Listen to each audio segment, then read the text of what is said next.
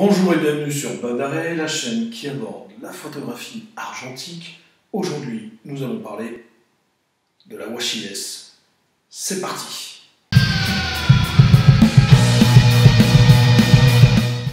Le film Washi S est un film noir et blanc panchromatique d'enregistrement sonore d'une sensibilité de 50 ISO. Oui, vous avez bien entendu, j'ai bien dit un film d'enregistrement sonore. En effet, ce film provient de l'industrie du cinéma. C'est Lomin Perrotin, créateur de la plus petite entreprise de fabrication de films au monde, qui produit ce film parmi bien d'autres. Sur la Washi S, il a donc utilisé du film destiné à la post-production, notamment à l'enregistrement du son. En cinéma analogique, le son est transformé en signal lumineux qui varie en taille et en intensité. Ce signal est flashé sur un film qui sera développé et sera représenté graphiquement par une onde sonore. L'exigence du résultat pour le son demande une très haute résolution. C'est la raison pour laquelle la Washi S n'a quasiment pas de grain, possède une très forte résolution et un piqué excellent. Si tu souhaites davantage d'informations, je te renvoie à la très intéressante interview de Lomin Perrotin par Nicolas Petit sur le sujet. Tu trouveras le lien dans la description. J'ai donc testé le film en format 135, 36 poses. J'ai chargé la pellicule dans une pièce à l'abri de la lumière directe, tel qu'il est recommandé dans la fiche technique. Il est déconseillé de charger la pellicule en extérieur, en pleine lumière. Le Pentax Spotmatic SP que j'utilise ne permet pas d'indiquer 50 ISO sur la molette, mais 32 ou 64. J'ai donc décidé de prendre mon posemètre avec moi pour ce test, afin de comparer les données de la mesure spot du Pentax et la mesure du posemètre. Comme je l'avais pressenti, il suffisait de surexposer d'un stop environ pour avoir une mesure correcte entre ce qu'indiquait le posemètre et l'appareil. J'ai testé une grande partie de ce film à La Rochelle par temps très ensoleillé avec quelques nuages. Une fois n'est pas coutume, j'ai emporté également mon filtre jaune pour élargir ce test.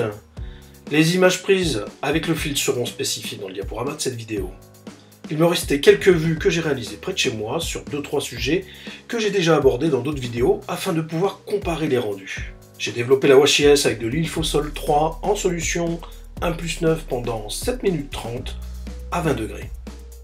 Ma première surprise en sortie de cuve a été la transparence du film. Il est translucide, ce qui le différencie des autres films que j'ai développés. Ce qui saute aux yeux donc, c'est son contraste immédiat. On identifie tout de suite les aplats de noir et les hautes lumières sur le négatif, tellement le contraste est fort. Le film a été numérisé avec le V850 de chez Epson. Tous les paramètres étaient en mode standard. Les scans n'ont quasiment pas été retouchés à part une très légère correction des niveaux. Je te laisse découvrir ce test en images, c'est parti.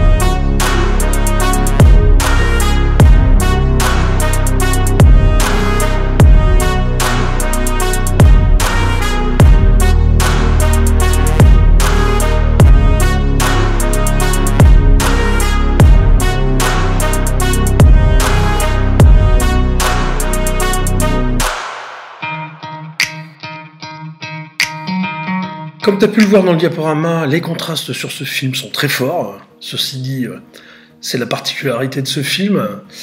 Dans des conditions extérieures à fort écart entre les hautes et les basses lumières, comme ça a été le cas à La Rochelle, cela vient accentuer un peu cet effet de noir et blanc très brut. Alors je vais revenir sur quelques clichés pour en parler. Sur la première image, la lumière est à gauche. La mesure de lumière est faite sur le tronc d'arbre du premier plan, qui est à mon sens la valeur 0 du zone système, c'est-à-dire un gris moyen à 18%, ce qui me permet d'avoir une image équilibrée, avec une belle palette de gris, surtout avec ce type de film. Enfin, j'aime beaucoup la matière qui est retranscrite sur ce tronc. C'est d'ailleurs un film qui, je pense, donne de beaux rendus sur les matières. Bon, moi je n'ai pas fait trop là, mais en l'occurrence je pense que ça doit être intéressant de le shooter pour ça. Bon, d'une manière générale, c'est une pellicule qui aura un rendu totalement différent en fonction de la mesure d'exposition qui aura été faite. Alors, plus l'écart entre haute et basse lumière sont importants, plus l'image sera contrastée. En revanche, si les écarts sont réduits entre les hautes et basses lumières, l'image sera un peu plus équilibrée avec davantage de niveau de gris. Bon, après ça reste pas foufou. Il faut comprendre qu'avec ce type de film, ce qui est très important, c'est la mesure de lumière. Il faut se demander au moment de la prise de vue si on expose pour les hautes ou les basses lumières, car cela change tout. Exemple, sur cette image d'une prise de vue en contre-jour, les écarts sont très importants. Voilà, le résultat est sans appel. Cependant, c'est un rendu que j'affectionne particulièrement sur ce type de prise de vue architecturale très graphique. Bon, il me semble que ce film est très adapté à ce type de série de photos. A contrario, sur cette image-là, les écarts entre haute et basse lumière étant moins importants, on conserve une palette de gris quand même plus large. Voilà, ça revient un petit peu à ce que je disais tout à l'heure sur la matière. C'est vrai que sur la matière des pavés, on a un peu plus de détails. Alors en exposant pour les hautes lumières, comme sur ces images, on a une image qui est très contrastée mais pas cramée. Alors c'est vrai qu'on dit souvent que la Washi S elle crame les ciels, tout dépend de la mesure qui a été faite. Là le ciel est très sombre, les nuages très bien exposés, mais du coup les basses lumières n'ont plus du tout de détails. Ce sont que des aplats noirs, c'est très très dense. Et c'est ce que j'ai trouvé de génial d'ailleurs dans ce film, c'est les images deviennent presque irréelles, comme des œuvres faites à l'encre de Chine. Voilà, c'est un peu la particularité de ce film, j'aime beaucoup. Je pense que sur d'autres séries, je le testerai sur des séries précises, comme l'architecture à contre-jour, des choses comme ça. Enfin, voilà, j'ai réalisé 3 images que j'avais déjà photographiées avec un film à sensibilité égale la pan F50 ISO de chez Ilford. Bon, là c'est en moyen format, mais j'ai recadré les images pour te donner un petit peu une idée des comparatifs pour que tu vois bien la grande différence avec une sensibilité égale en fait dans les contrastes entre la Washi S et la pan F. Voilà.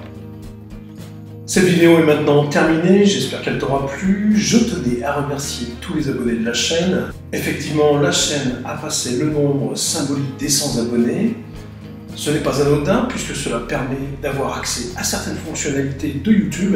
J'ai pu notamment personnaliser la barre d'état, c'est-à-dire le nom de la chaîne, grâce à vous. Donc merci beaucoup pour votre soutien. Si tu n'es pas encore abonné, évidemment, je t'invite à le faire. N'hésitez pas à partager mes vidéos sur vos réseaux sociaux. Je vous dis à bientôt et d'ici là, portez-vous bien.